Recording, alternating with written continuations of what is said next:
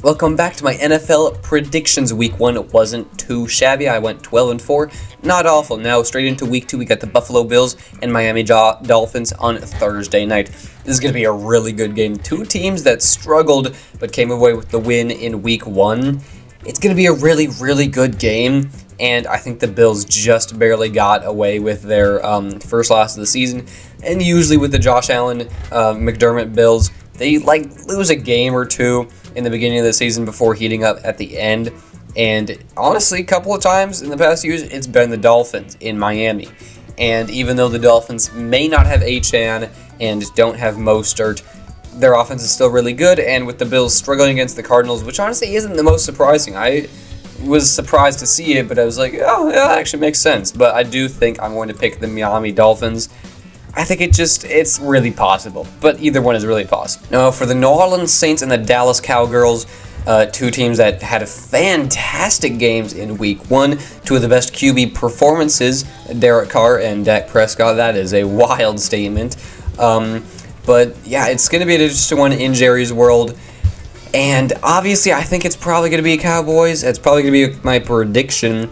But I mean, the Saints, even though they played the Panthers, they played really well either way, and it was a really good game all around for them, even though it was against the Panthers once again.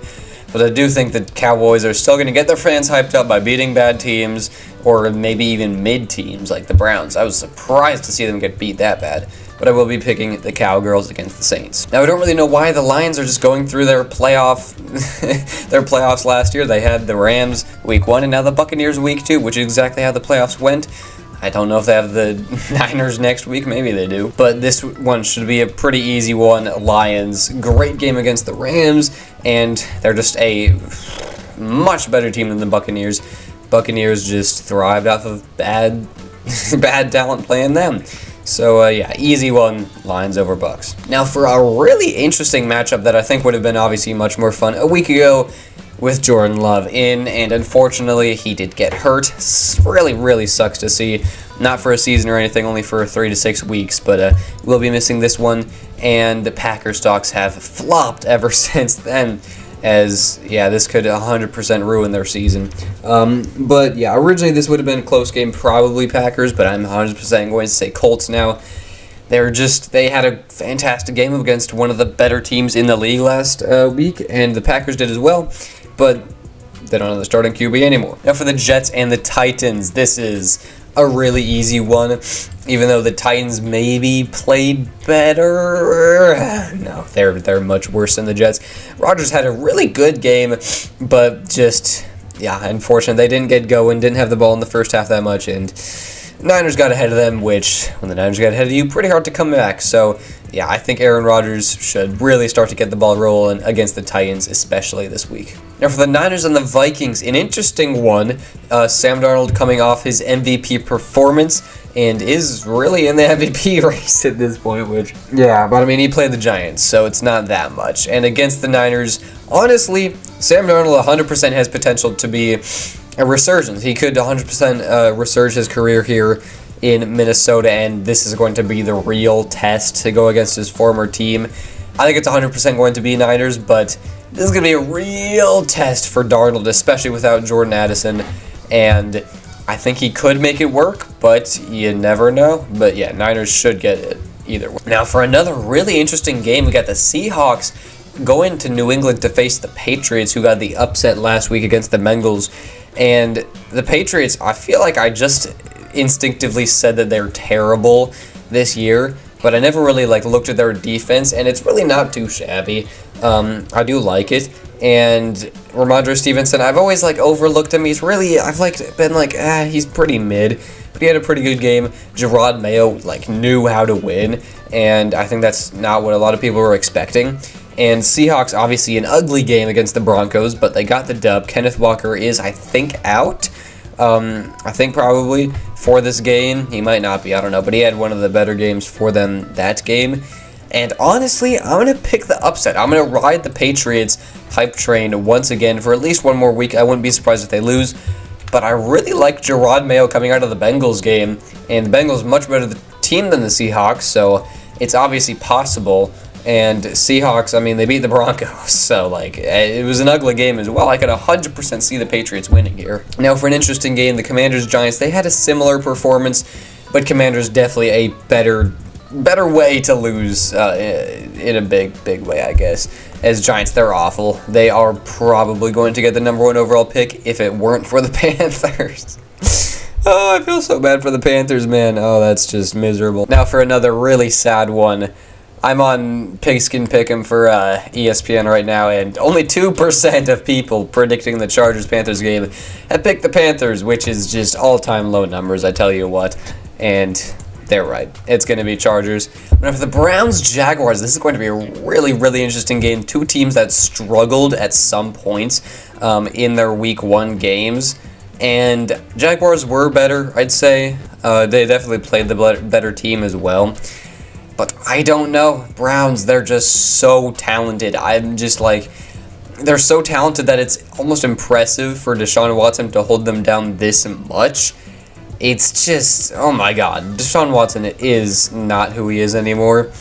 It's so sad to see. The Browns have one of the best rosters in the league, and they just have to pay a Daniel Jones type of guy nowadays, which really sucks to say.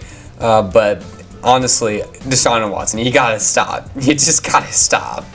I think it's going to be Jaguars, though. But now, once again, a 2% people picking the Raiders. I'm sure that is all of Raiders Nation banding together to hopefully beat the Ravens. Ravens, fantastic game against a better team. They nearly won by a toe. Should have worn white cleats. Tell you what, Isaiah, should have worn white cleats.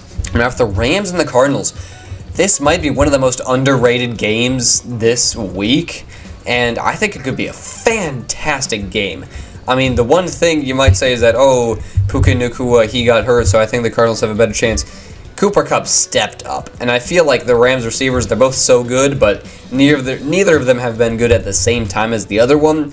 Either one's been hurt, or one's just not been good, while the other one's been good. It's just, you just can't have it at the same time, I guess. But Matthew Stafford, he's so incredible. And I'm saying this after a loss, you know, that's how good he is. And the Cardinals, fantastic game against the Bills. I mean, I don't know if it was just the Bills' early season jitters, but I think the Cardinals could honestly be really underrated this season. They don't have the best defense, but I think they could really surprise some teams. I mean, they were able to pull off an upset against the Cowgirls last season with Josh Dobbs, and that's regular season Cowgirls. That's not playoff Cowgirls, so it's actually somewhat impressive. But honestly, I could 100% see a world in the Cardinals winning this. It would be a fantastic game. But I'm going to say the Los Angeles Rams because they're a better team. They're more proven. I'm going to say them, but could be either one, 100%. Now, I mean, these schedule makers are just hilarious, dude. I mean, we're getting the Russell Wilson revenge game against the Broncos, and he's not even going to start. Russell, dangerous. Oh, man. This is going to be comedy. And because the Steelers are the most mediocre team of all time in the regular season, because their defense is so good and their offense is, yeah. But Broncos, I just think they're so bad that the Steelers are going to win either way. Steelers might really try to lose, but I think it's going to be their game to lose, and I don't think they're as bad as the Broncos by any means. Now for a fantastic game, we got the Bengals and the Chiefs. Bengals, you okay there? I mean, we can't go too long with you guys being, you know, mid-tier before we're calling you fraudulent, buddy. Ooh, boy. And Chiefs, I think, you know, last week obviously got their dub in Week 1. They're a good team. And if I'm being honest, I see a good possible world where the Bengals win. I think this is going to be my upset. I'm going to see the Bengals winning. Week 1 doesn't mean anything. It's only 1 week. I mean, it does mean stuff, but it's only 1 week. Bengals still a fantastic team. I don't think they had any major injuries, and it's Burrowhead. You know, Chiefs have only beaten the Bengals in Burrowhead. I think maybe once, maybe twice. I don't know, but it's Burrow's game to lose, if I'm being honest, and Taylor's game to win. God, I hate that, but yeah, I think it could go either way, but I'm going to say Bengals as a bit of an upset. Now for prime time Sunday night football. God, I love Sunday Night Football. We got the Chicago Bears and the Houston Texans. It's gonna be Texans. It's gonna be Texans. But I mean, the Bears, they have a really, really good defense. Obviously, they played against Will Levis, but they still have a really good defense. It's just gonna be up to DeAndre Swift and Caleb Williams and his playmakers to see if they can actually get it working. But now for the Philadelphia Eagles. My Philadelphia Eagles taking on the Atlanta Falcons. Now, if this was like 1 p.m. game, I would be slightly scared for Kirk. But this is prime time. So like all of my potential worries are just out the window. We've beaten the Falcons in the Link, in big time, in big games before. This is nothing new, and it's Kirk Cousins in prime time. So not expecting anything different. And Eagles, pretty good game. Obviously things to work on, but it's week 1. That's what you do. Falcons, not a great game. Really not a great game. And I am expecting the Eagles to win here. Go Birds. And also, why not do a little bit of total points for a bit of a tiebreaker, I guess, for how many total points will be scored in the Falcons versus Eagles. Now, Falcons did score a lot of points. Eagles scored a lot of points. I'm expecting the Eagles defense to be really, really solid against the Falcons offense.